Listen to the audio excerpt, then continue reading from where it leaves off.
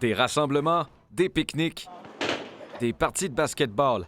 La distanciation physique en prend pour son rhume. Moi, je garde mon 2 mètres, mais c'est assez difficile. Un ciel dégagé qui est bon pour le moral, Ça fait énormément de bien. mais qui met à mal les règles imposées par le gouvernement. Du monde pas mal. Les gens vont avoir de la misère à s'encabaner. On oublie presque là, qu'on est en isolement. Des règles de distanciation qui semblent plus difficiles à respecter pour les plus jeunes. On est samedi après-midi, regardez ce skatepark qui est bondé. On est à 600 mètres de la centrale de police du parc Victoria.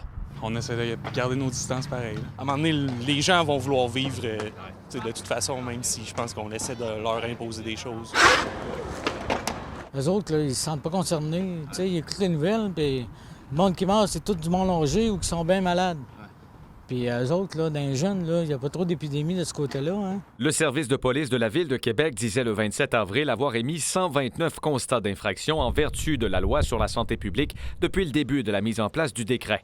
TVA Nouvelle a patrouillé plusieurs secteurs de la vieille capitale. Les policiers se sont fait plutôt discrets, sauf ici, dans le secteur de Cap-Rouge.